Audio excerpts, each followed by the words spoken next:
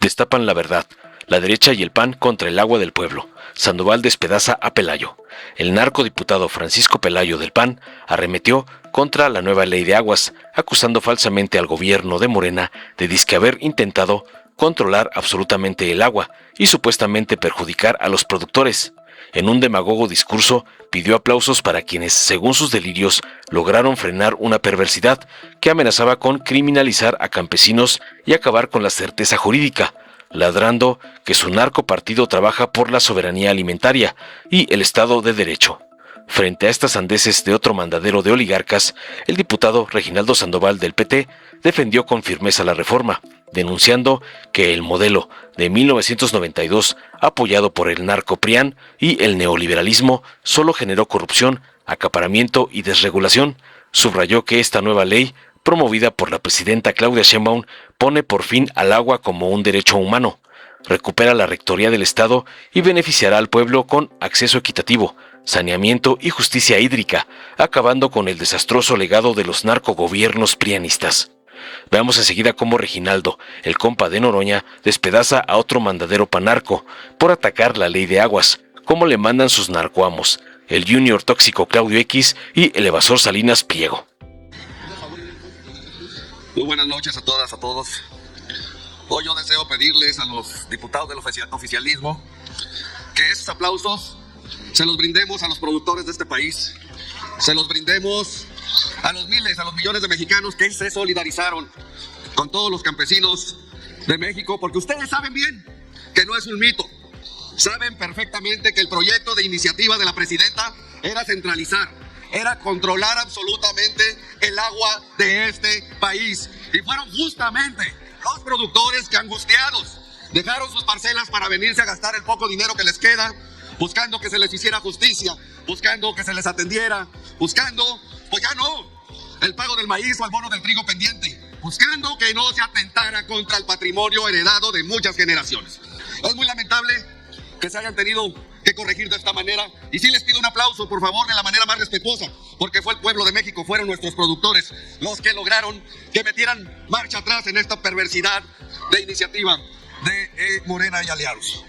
Uno de los mayores errores de esta ley era precisamente prohibir o limitar la interacción entre particulares, transmisiones, reubicaciones o ajustes de volúmenes de extracción entre productores. ¿Qué sucede con muchos de nuestros productores, sobre todo del sector social, que ya acabaron, que ya se cansaron de luchar una y otra vez y hoy no tienen un peso para iniciar la siguiente siembra? Muchos de ellos rentan sus tierras, rentan su patrimonio buscando de asegurar un peso para sus familias, y estaban angustiadísimos, preocupadísimos, porque definitivamente no podían o no tenían la certeza jurídica y tenían un temor de caer a la cárcel por esta perversidad de iniciativa.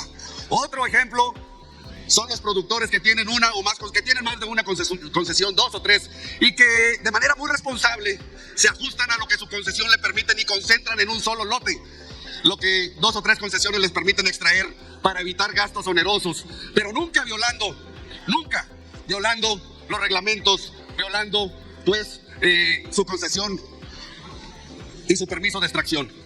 Quiero decirle al pueblo de México que en Acción Nacional no estamos haciendo politiquería barata, estamos actuando de forma responsable, estamos trabajando a favor del pueblo, estamos buscando que el Estado de Derecho no se pierda.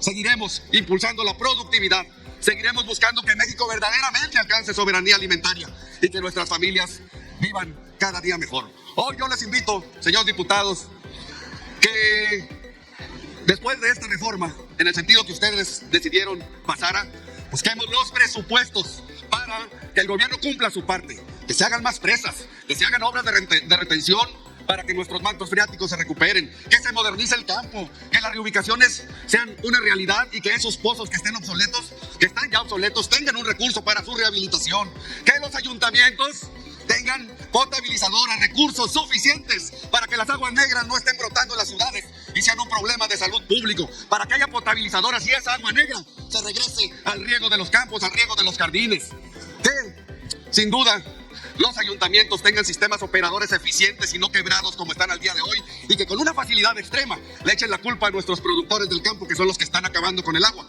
cuando de manera irresponsable no se cumple con la obligación pues de llevar el agua por un tubo hasta la comodidad de la tarja de la cocina o la regadera del baño, y de la misma manera llevársela a un recinto, a una laguna de oxidación donde se debía reusar una y otra vez.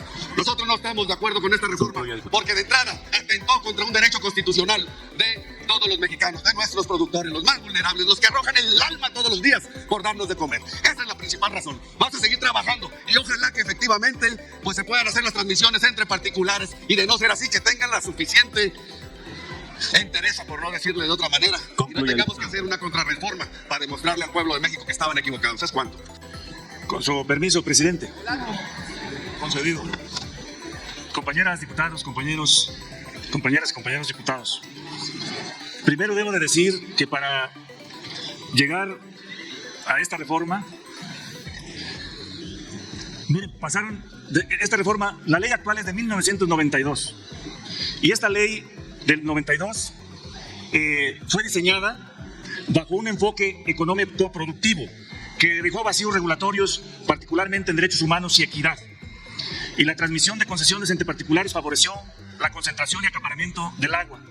La falta de un registro nacional del agua actualizado y transparente limitó la capacidad de fiscalización. Y persisten muchas lagunas sobre delitos hídricos y sanciones y responsabilidades ambientales. Y luego vino un mandato de la Suprema Corte en el 2012, donde se estableció que el acceso al derecho del agua es un derecho humano, y instruyó a esta Cámara, a este poder, para que hiciera una ley general de aguas en la dirección de que el acceso al agua es un derecho humano. 2012, pasó el gobierno de Peña Nieto. ¿Por qué no se hizo? Porque todavía prevaleció la visión y el concepto del modelo neoliberal, que puso como centro el tema del mercado y perjudicaba esa reforma a la lógica que estaba establecida en México de que todo se iba o que todo se estaba privatizando. Y por eso no se logra entender que el eje central de esta iniciativa que nos envió nuestra presidenta de la República, Claudia Sheinbaum Pardo, que es la presidenta más legítima en términos de votación en el 2024, pero en términos de reconocimiento del pueblo de México en este momento. Y el Partido del Trabajo nunca ha votado una sola ley que vaya en contra del pueblo de México, ni lo haremos. Y nosotros escuchamos a todos los que vinieron aquí a la Cámara, y por eso asumimos las reservas que presentó el coordinador de Morena, Ricardo Monreal, y que en su discurso llamó mitos y realidades. Y en esas realidades... ¿Por qué se emociona tanto, diputado, mencionándonos?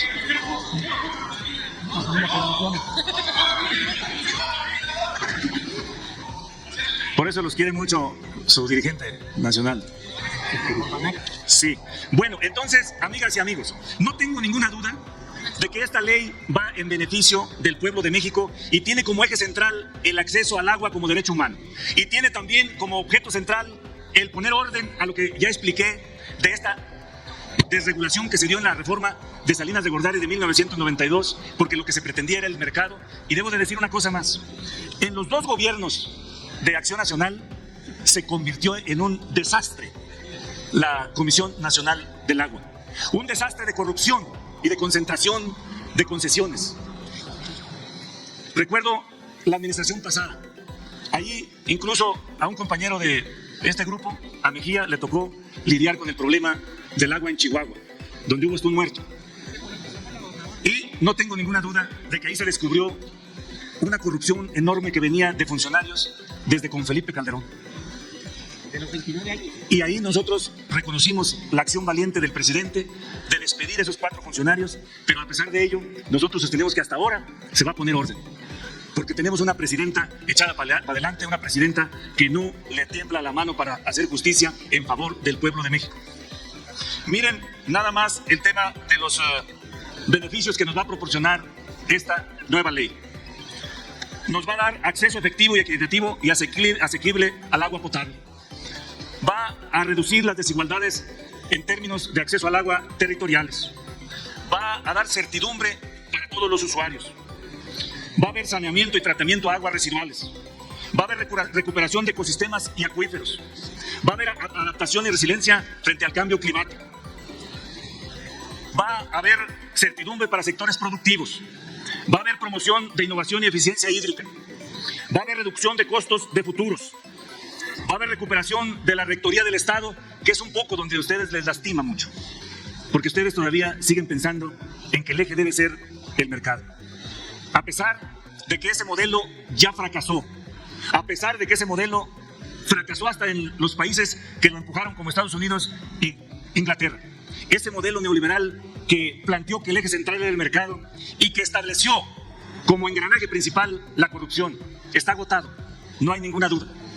Porque al gobierno de nuestro vecino le pasó como a la derecha mexicana. Nosotros les ganamos con sus propias reglas. A nuestros vecinos les ganaron con sus propias reglas de apertura comercial. No va a haber retorno en eso. También va a haber una coordinación eficaz entre los tres niveles de gobierno: gobierno federal, gobierno estatal y gobierno municipal. Y hay una apertura de un mecanismo de participación social. Por lo tanto, no tengo ninguna duda de que es una ley necesaria, urgente y que beneficia a las mexicanas y a los mexicanos. Por eso nosotros estamos a favor, como grupo parlamentario del Partido del Trabajo, y no tenemos ninguna duda de que a pesar del argumento y de la narrativa que han traído acá la oposición, no tienen razón. Son mitos los que establecen para engañar al pueblo de México. Siguen buscando la disputa de la narrativa y no la disputa de la verdad, no la disputa de la realidad y del beneficio al pueblo de México. Esperamos que pronto cambien de esa actitud, porque esa no nos va a llevar más que a la derrota y al derrumbe. Sin ninguna duda, amigas y amigos, esta ley es necesaria, es urgente y es benéfica para el pueblo de México. Por eso, en el Partido del Trabajo, nuestro lema es unidad nacional, todo el poder al pueblo. Muchas gracias. Dale en me gusta, suscríbete, activa la campanita y compártelo para que más gente lo vea.